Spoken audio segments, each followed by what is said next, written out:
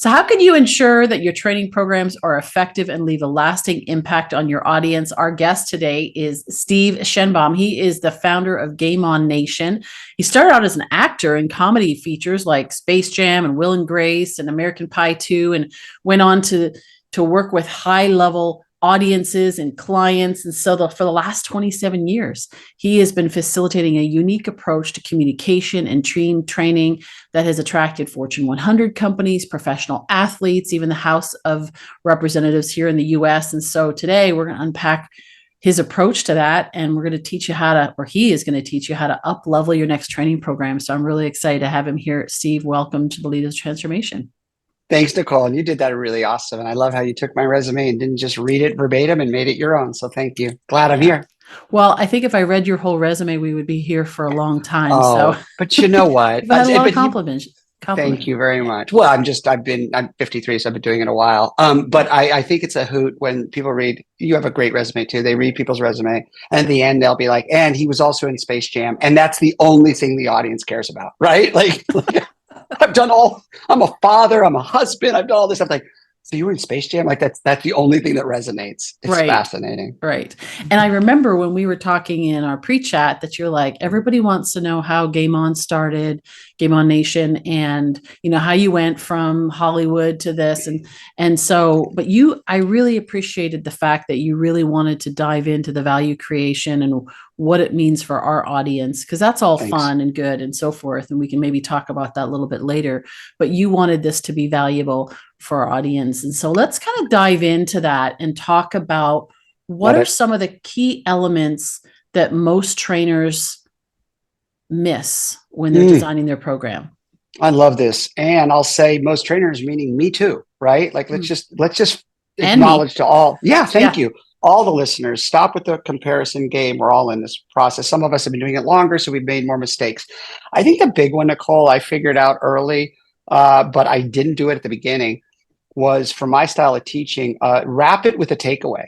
That was it. Like I was doing improv. I was using improv as a gateway to teach experiential learning, all this wonderful stuff that lots of people were doing. But early on in my career, I focused more on the performance side of things and the entertainment side of things. And I was missing this key element, which I think all learning and development folk, all speakers can embrace more, which is not exciting, which is what's the takeaway? Like at the end of whatever you do, whatever your style of teaching is, like make it make sense to the audience.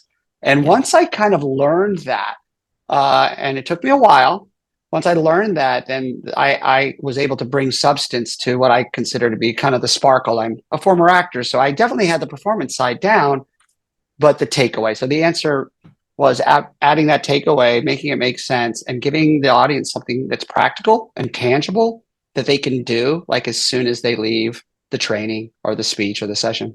Yeah.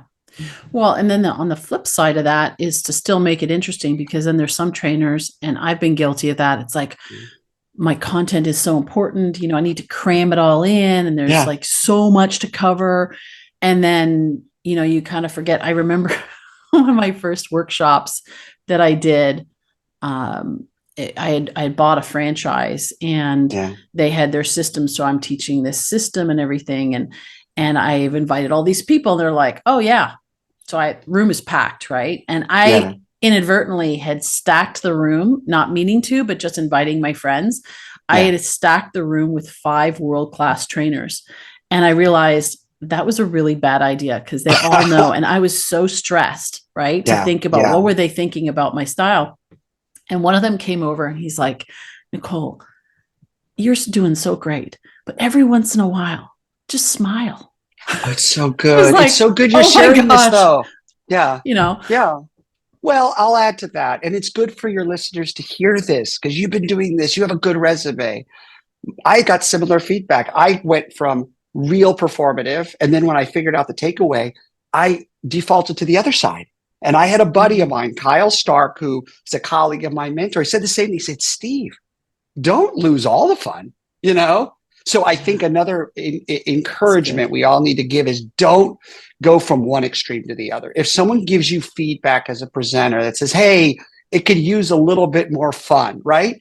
Don't lose the substance. And the flip side, if someone's like, hey, you may want to land that plane and ground it a little bit. Make sure you don't all of a sudden like, sound like an information superhighway. Yeah. So Yeah. just find the middle ground. Yeah. That's good. So, what is Game On Nation known for? Ooh, that's a good question. I think for the most part, our style of delivery, Okay. we use not what like we're the only one that does this, but I think we're known for using improvisation as a gateway to focus on connection. Okay. That's it. And Talk and about that took that. a long, yeah.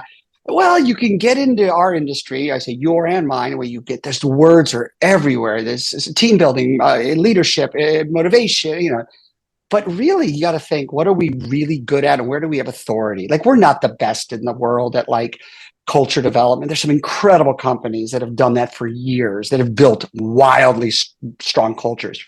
But when it comes to connection, we think of it three ways. We do a nice job of helping people through the use of improvisation and role playing connect to self, connect to others, and connect to purpose. That's it. If you went to our Mm, website now, and it took years to get that clarity, by the way, yeah. but it's, yeah, first connecting to self. When you do improvisation, you really have to kind of be aware of your voice and your sound and what your giftings are. It's a real neutralizer. Improvisations, especially if it's done with care and respect. It's not about breaking people down, and it's not about trying to make people performers, but it's a revealer. So first is awareness of self, so connecting to self, and then you have to take care of one another in an improv scene. You can't just be shameful and laugh at. So there's this inherent now default to take care of the other person, because honestly, you want the scene to go well because you don't want to be embarrassed. There's this mutual desire not to be shamed, and then all of a sudden you can start to explore a little bit about like purpose. So connection to self, others, and purpose. Well, and that kind of is like a gateway to leadership, right? I mean, Yeah, leadership is about, I mean, how many leaders do we know that are not self-aware and or are not aware of others? They're so self-absorbed that they're focusing on others. And so you're actually developing it through a fun way. You're yeah, you're developing this awareness of what's going on for me yeah, and how am I showing up and what is the response? I mean, Tony Robbins talks about communication is the response we get. And so it's yeah, like the response that you're getting back going, wait, how did they get to that? What did I say that caused them to go that direction? It could yeah, be what you said, or maybe it's what you didn't say or whatever. So that's really interesting. So it's kind of like a foundational piece when you talk about communication for all the yeah. other things, the culture and, Yep, kind that's of a it. baseline. Yeah, it's good. Yeah, thank you. And I think you make a good point, Nicole, when you say as leadership coaches or in anyone who has authority in their space, we have to be careful that we don't get so in love with serving others that we Yeah. forget, like, and again, it's obviously the oldest cliches, put your oxygen mask on first. But I think that doesn't do service to the real issue. It's a catchphrase. But really, like, we have to be careful. It feels good to serve others. It feels good to have an audience go, wow, I really love that, Nicole. I really love that, Steve. We got to be careful that we don't get so in love with that dopamine hit that we're not doing it ourselves. Yeah. And I'm guilty as Yeah. charged. Where even with my wife and my children and my staff, it's like, dude, you're quite beloved with that audience that you're never going to see again. You're like that Yeah. group that you met with, Steve. They really dug you, but you're not in an intimate relationship with them. You're not doing life with them. You are presenting to them for an hour. And I would actually make an argument that those audiences, in some regard, are easier, because when Mm, you're actually with people and you're with your staff and you're dealing with the nitty gritty and you're dealing with the difficult things each day, you better take care of that group, family, close friends first before you quote unquote bring it with the audience outside. yeah, that's so good. Well, I mean, you could bring it to an audience for an hour or two or even Yeah, a day, and they're like, yeah, "He's amazing," but they don't see you day in day out and how you're how you're reacting. totally. You know, it's like people will say, "Oh, you're such a you're this way or you're that way," and your wife or my Yeah, husband's goes, yeah, yeah, sure. For a sure, nice hour with the good backlit lighting, right?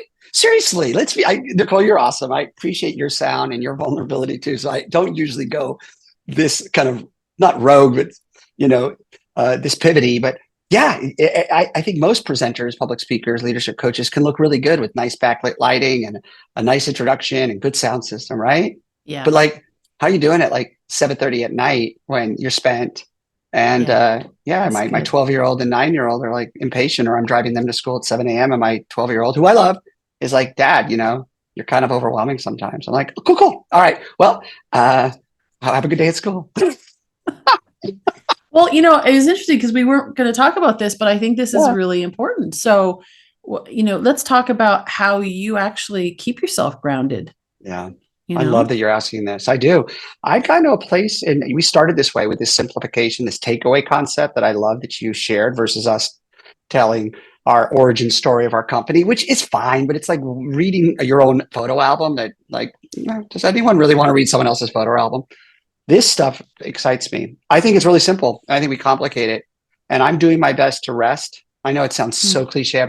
We call it rest, fuel, move, and it's hard. Am I getting the sleep that's necessary? Am I fueling? Am I eating well? But also, what am I consuming? What am mm, I consuming? And I mean so literal. Like, does my wife and I? What do we watch towards the tail end at night? And how does that affect our energy and our mind?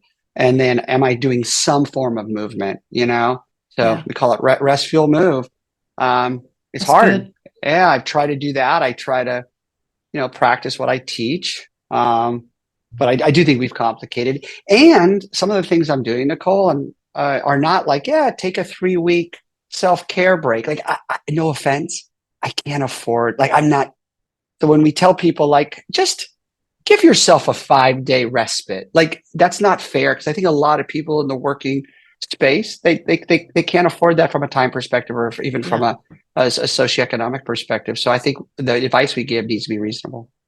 Yes, well, I mean, if you take your rest breaks and every day you do a little bit, then you don't necessarily, in my experience, you don't need the 3 weeks. It's when you're Yeah. burned out that you might need 3 weeks. Yes.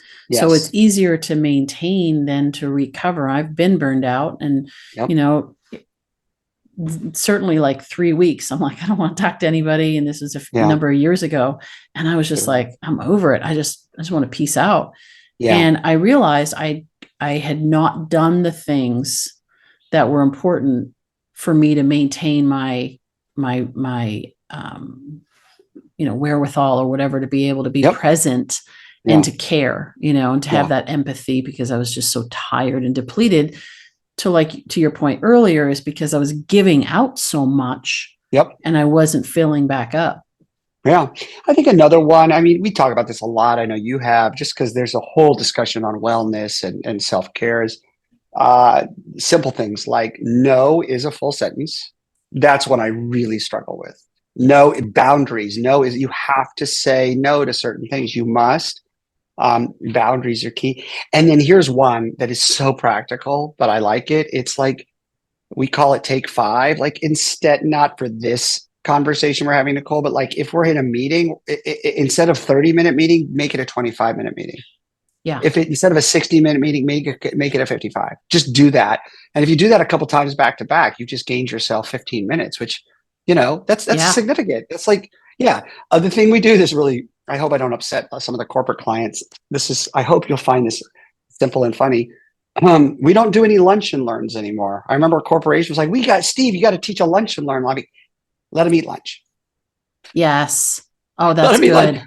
Let them eat lunch. Yeah. And I know there's some people that are like in the HR world that might be like, oh no, but come on, folks. We used to do a lot of lunch and learns. And then I'm like, wait, what am I doing? And then people were like, their cameras are off. And so here's what I overall note. You've already said it is, whatever it is, make it practical and simple so you can run it on the daily. That's Yeah. it. Whatever the answers, whatever that person is and what they need to kind of get their wits about them. And it's hard. Please, folks, choose something or some things that you can run on the Tuesday, the Wednesday, Thursday. Don't make it magnificent and precious, because you won't be able to do it over and over again. Yeah. That's good. I Yeah. call it the daily winning strategy. It's like, when you do these things, life works. Yes. And when you don't do these things, life begins to not work. So I that's love so that. good. I'm writing that down. I think that's for the audience, right? To take care of the audience as well. Like you just Yeah. said about the lunch and learns. What a great point. I mean, most most companies, we might upset some HR people, but I know. most companies are like, hey, let's do it on Lunch and Learn because we don't want to take that extra hour away to have Steve Sure. come after lunch. We want, because we're Right. so busy, we want them to get back to work. And, and what is that actually saying? Right. So, but on the flip side, it's also for the trainer. Yeah. So we're talking about, up leveling your program. What are the things you can do so you can keep people engaged, they can be effective, that they have those takeaways. And if you're depleted and then you go on stage, I think that's where people, and I've seen it, where people flip the switch and they're like on, they're the show is on, because they've got to fake it because they're so tired. And I've been there too, right? Yeah. Where it's like you're tired and you're like, the show must go on. So Yeah. you're there. But that's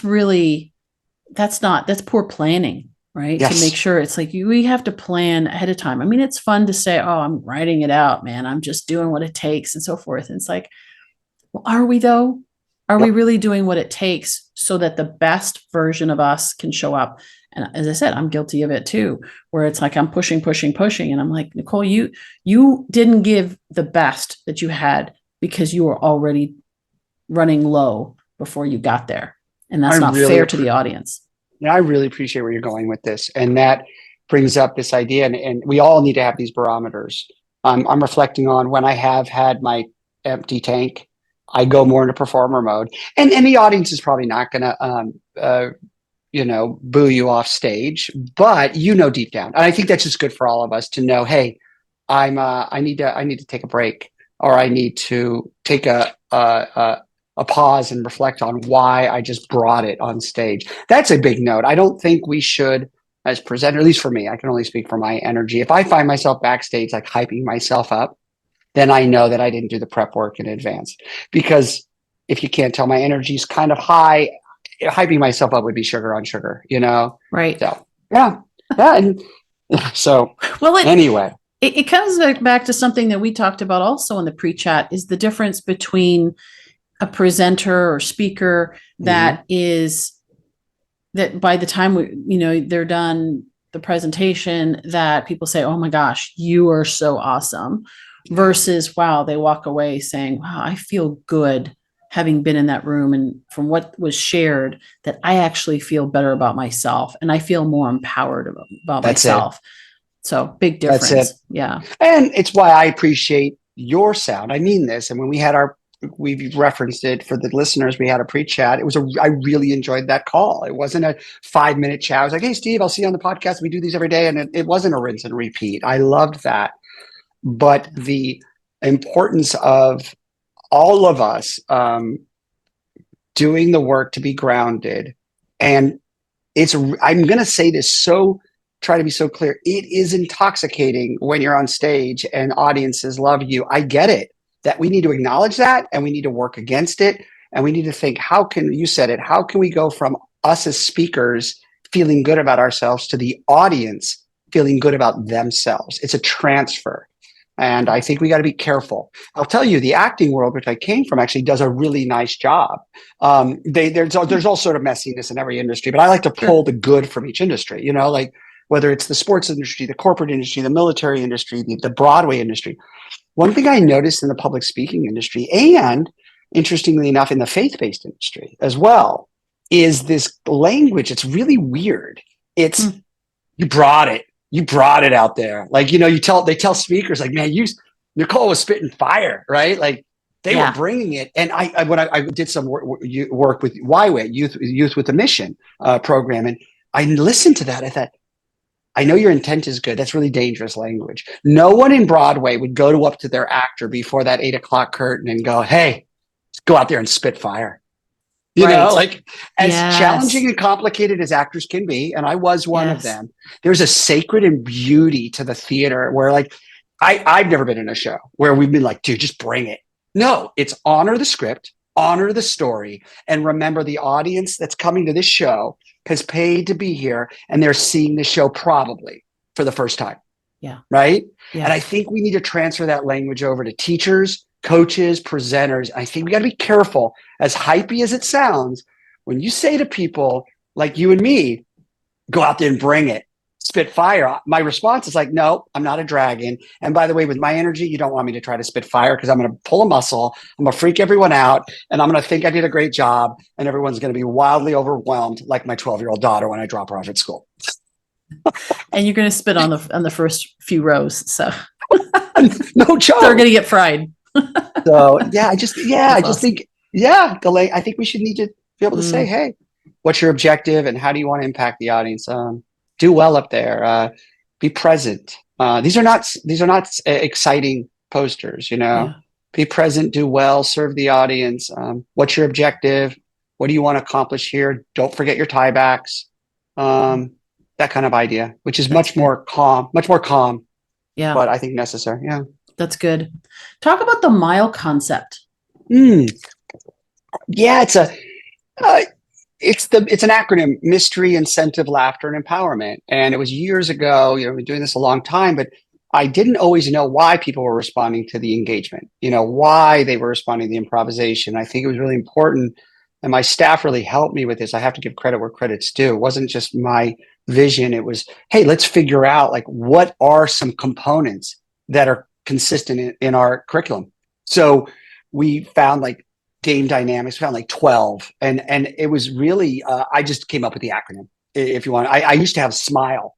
It was like simpleness, mystery, incentive, laughter, empowerment. And at one point I had MIGE, mystery, incentive, joy, empowerment, but M.I.L.E.'s way better than MIGE. So it is basically the game dynamics that we try to embed into every session we teach. So I'll say to my staff and myself, we have a session, Cultivating Authentic Connection. Is there a touch of mystery in this session? And that's a score of 1. Mystery could be like, is there a little intrigue? We don't turn it into some wild scavenger hunt, but is there a touch of mystery? And usually there always is because we teach improv. We use improv as a gateway. Is there some level of healthy incentive? Are we trying to encourage the audience to go somewhere and not turn it into some fake badge, right? So that's the incentive. The laughter, the L is there an element of positive laughter? We always talk about laugh with, not at. And then is there an element of E? Are we empowering the audience? And what does that look like? And if we can score our session as a 4, if this exercise is a 4, this session is a 4, I feel like it's a way to purify and safeguard our content. If it's a 3, we'll look and go, well, what's missing? It's a 3, but the M's not there. Well, can we create a little mystery without overdoing it and overplaying it? And it becomes ambiguity and frustration. And if it's a 2, that's when I'm like, okay, hold on. I'm not feeling comfortable. And if it's a 1, save it. You're going to absolutely make the audience go bonkers. And that's why you end up with these really weird, awkward, interactive games. Like a 1, a 0 or a 1 would be like, oh, turn to your partner and rub their shoulders. No. Yeah. Like there's no empowerment there, Nicole. Like unless it's my wife. No, what adults like? I can't wait to put hands on strangers. Like it's just stop it. So there's very little mystery there. There's not a lot of healthy laughter. It's awkward laughter, and there's absolutely no empowerment. So that's an example. So we just use M.I.L.E as a framework to purify these exercises, and we'll work with other companies too and say, look, you got some lovely interactivity. Let's M.I.L it. We're not judging. I'm not saying, oh, that's a late. I've seen them all. I've done them all. I've done the exercise where the kid runs out of the room like this was weird. And I'm like, I apologize. But if we can just M.I.L these concepts, I think it helps safeguard and protect the audience. And it gives us a framework to make sure we're authentically engaging. So it sounds like you're going in with a framework, a structured framework for the training itself. Do you ever find that you're in a training where maybe you want to improv, an exercise or something that you're going to do? Or do you how do you balance, I guess, in that? How much is exercise? How much is content where, you find the audience might be waning and you're like, I got to do something because maybe it's a full day program. I don't know. Yeah. And they're getting a little bit like it's after lunch or whatever. And they're getting a little sleepy and, they need. That's a really good question. Really good. And I will tell you, I've had to navigate this and make mistakes in order to fix it. A lot of it is we make sure that we read our surveys afterwards. I know that sounds so basic, but like, what is the audience? After 27 years, you'll get people to say, that was a lot of fun, but it lacked substance. Or I appreciated the facilitation and wish that was more time for that. So part of it is we get surveys all the time. And part of it is we try to have another colleague observe our sessions when they can, so they can give our instructors feedback. And I think a lot for me personally, it's a feel thing. You do it enough, I think of it in 4 quadrants. And again, your listeners can run with this. They can edit at their discretion and put it to their framework. But I believe whether it's a half-hour session, an hour session, or an all-day session, your question is so important for public speakers. And I think of it 4 ways. Everyone has an element of motivator in them, an element of motivator, an element of entertainer, an element of challenger, and an element of facilitator. And if you think about those 4, my brain goes this way, Nicole, where I'll be like, I've been in facilitator for a little while. I think I need to shift over to motivator now. Okay, we've been in the motivator land for a little bit. Let's go into some challenge. Okay, we've been in challenge. Let's kind of have some fun and do some entertaining. I try to rotate and almost like deliver a dish with enough balance in the meal. So that's one way, if that helps anyone. Motivator, entertainer, challenger, facilitator. That's really good, actually. Thank you for that, because I know motivators that will stay in motivation, and you're like worn out. You are ready to bust out of your skin, but you're also exhausted by the end of the program, and that's not the goal either. The audience, the audience and the presenter. I'm talking, the presenter too, but the audience, you're sitting there and you're just like, whoa. And then you're like, well, can I have you in every one of my sessions as an observer, feedbacker, and support? No, because you've done that. You know leadership and development and learning development and facility. You've done this a long time. Yeah. I think we all have to acknowledge when we overplay our muscles. That's good. And it's not it's good to go, what's your gifting? Don't stop there. Yeah. Like, I know my giftings. My challenge now in my career, in my phase of my career, is I know my gift. You're really good at what I do. I'm really good at what I do, but I can overplay my giftings. I figured out my giftings. I know that I'm really good at reading an audience. I'm really good at bringing an improv game to life and then pointing out people's giftings.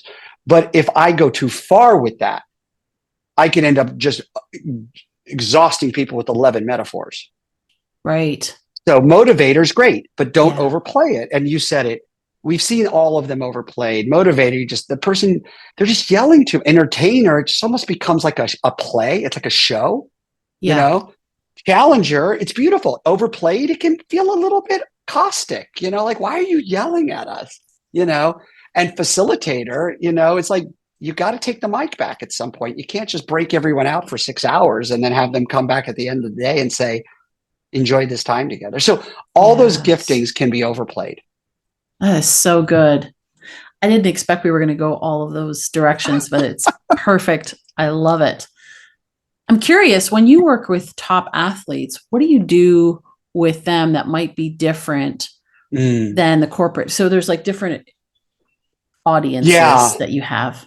Great question. Yeah, with the military, sports teams and corporate, this training itself doesn't change massively. It really doesn't, because humans are humans. However, that one that you just brought up is different. So when we're working with elite athletes, especially if it's in a one-on-one setting, then I do adjust slightly. And that focuses, because when you're dealing with an elite athlete, they are one component that you're dealing with is there's probably some celebrity and fame. So there's a lack of, and you rarely have that in the corporate space. You rarely have that in the military space unless you're dealing with someone like at the 4-star level. But the one area, aside from when we did stuff with Congress, is when you're dealing with athletes, you're dealing with a celebrity and fame that is unmatched, and you're dealing with the economic status that's unmatched. So you just have to be aware of that. You're dealing with someone who may not have may not feel totally safe in terms of people's agenda. You have folks, if they're at that level of celebrity, they don't trust everyone, nor should they. Yes. So you're just dealing with a little different psychology with that particular client versus all the others. And the adjustments I make is I earn their trust. I don't ask for tickets. I don't ask for audit. It's very, very hard. You have people say, oh, you're going to meet with so-and-so. I do not post my interactions with them on social media without their permission. So that would be the adjustments I make. Is I have no problem sending a post out about something I've done with Deloitte. They've approved that, but I wouldn't post how humbled and blessed I am to work with an elite athlete, because I feel like that would breach the relationship, even though I'm not doing anything that's confidential or because I'm not a psychologist, but still the boundaries are key for them. Yeah. Well, yeah, it kind of has that feeling of you're using them, that you were there for that purpose. So to do that. So it's your benefit versus theirs. Yeah, this is really good. What do you do with, oh, I could ask you questions all day. This is great. I love this. I do. What do you do with if somebody doesn't want to participate? Because I know that's a fear for trainers. Yes. I have a client of mine who she's not a trainer as her primary vocation, and she's kind of shifting into another arena where it's going to be more prevalent. And one of the things that she's like, I hope they don't object. I hope nobody resists. And I'm like, oh, I hope they do actually, right? Because you're so great. So anyway. Well, that shows also your confidence is high and you've done this. So I appreciate when you say, I hope they do, because you can get into the learning. Yeah. It is really important to discuss this.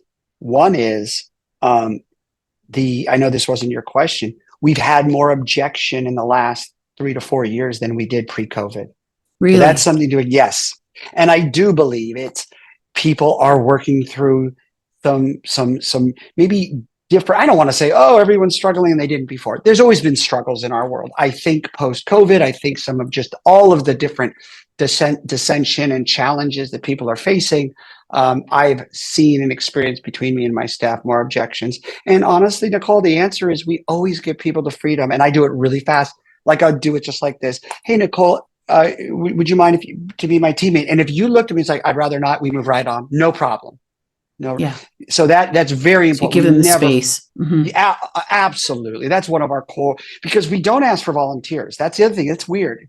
We do bring myself and all of our instructors. We will go to an audience member and I'll say, Nicole, I'd love if you could be my teammate. And there's a tone and way you offer that invitation that's very important that we work on with our consultants. And the minute that person says, I'd rather not, if you don't mind picking someone else, immediately you say, no worries at all. Thank you for your courage. Thank you for your honesty. And you move right on. The other thing is how you set it up prior. So I'm never going to go up on stage without setting rules of the game, without earning their trust. The type of exercise we play first is usually a very light, very open, non-scene based exercise. So we can start to show the audience we're not going to shame you. And our 3 rules of engagement are right at the beginning. It's our first slide for every exercise, every session, which is laugh with, not at, have each other's back, celebrate small wins. Those are the 3 pillars called rules of the game that we offer at the beginning of every session we teach. So part of what the exercise is for me to earn the audience's trust. So then when I do need you for a one-on-one scene where it might feel a little vulnerable, it's not coming out of thin air and it's not going to shock you. And I'd say still, we probably have like a 98%, say, volunteer rate where people will say no problem. Yeah. This is so good. Steve, I love this. And this is like, seriously, this is gold for a trainer. You know, the things behind the scenes that oftentimes we don't talk about. We talk about structure, talk about, you know, the common things, but to have that opportunity to hear it from your perspective is awesome. Now, but I want to encourage, I know you're going to jump in, but I want to give you, I do a lot of podcasts, Nicole. You do a great job of having authority and also humility. You really do. Like you've got a great resume. You're very welcoming. It's not easy. But I would say you ask wonderful questions, but you're also good at what you do. I think our industry needs to do this more. We need to share, hey, what do you got? What do you got? I'm not saying everyone just take each other's IP. You know, you could also look and your assets, protect those. But we also have to be honest, like there's IP and assets, and then there's just common phrases that should not be claimed, you know. Yeah. But I do think there's an area that I encourage in our industry, especially folks that have been doing this a while, to just get together and say, hey, what do you got in terms of pricing? What do you have in terms of behind the scenes prep? What are you seeing that's working when you do interactivity? What are some steps you take? Yeah. So I just want to give you credit for setting up the platform to have a good discussion. Well, then we all learn, right? It's the difference between that Yeah. scarcity mindset versus Yeah. abundance. Yeah. Everybody's afraid of, oh, I don't want to divulge my secrets because somebody's going to take them. And it's like, yeah, even if they did, Yeah. I think of Tony Robbins, somebody copied him, and it was hilarious because Yeah. when he was telling his story, he's like, and they copied my story, which is really bizarre, Yeah. and verbatim. And I was like, that's weird.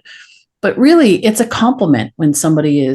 is learning from you. But I think more than that, when we realize that even if somebody did do the Yeah. same thing, it's not going to be the same because it's through their personality and style and so forth. And most importantly, we can all learn from each other so we can all get better. Iron sharpens iron. We can all get better at what we do and be able to serve that much more, Yeah. create that much more value in the world. So that's good. Come Yeah. on.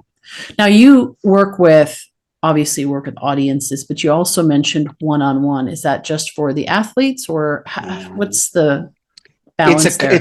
Yeah, it's not a main core of our business. Partly Okay. just it's so labor intensive. I will work with presentation skills training specifically Okay. for like up and coming leaders, men and women in the corporate space. Sometimes folks that are coming from like a succession plan with a family, where they're about to come into some pretty prominent opportunities, and elite athletes that are doing media training, maybe sometimes CEOs in this or C-suite that are doing speeches. So it's usually the one-on-one, and I do enjoy it. It's just very labor intensive, Yeah. and it's usually focused on public speaking. Yeah. I'm not as gifted. It's not my jam to work with the CEO and be like, hey, here's how you raise 500 million in capital, because I never have. So, but I could, most of the time, these elite folks, the one thing that they maybe haven't honed, interestingly enough, is public speaking. If for some Yeah. reason that's the piece that just they didn't get it. They got the MBA in corporate space, or they were on track in the military space, or the elite athlete, they went down their road. But the public speaking component really is usually an elective along their journey. They'll get the leadership training, they'll Yeah. get the business acumen, they'll get the Excel, they'll get all of that.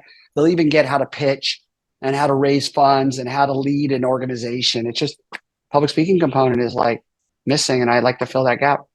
Yeah. That's great. Yeah, I never thought of that. They just skip that over and focus on the other things and maybe assume that they're going to learn it along the way and they're going to be good enough because they're knowledgeable enough. So yeah, Yeah. that's really good. Well, we're going to make sure this is all in the show notes, but I do want to just do a plug for your weekly blog. And Oh, we're going to make sure there's a link in there that they can subscribe to continue to get more tips from you like this.